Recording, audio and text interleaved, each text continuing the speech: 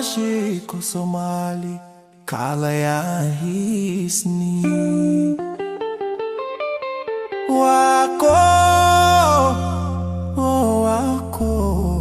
how we say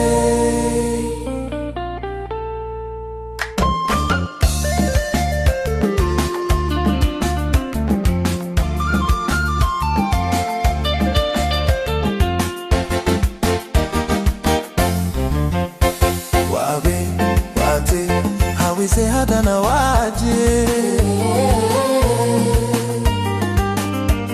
Wajarfa Somali Owae kala ya barta Kamuirai ya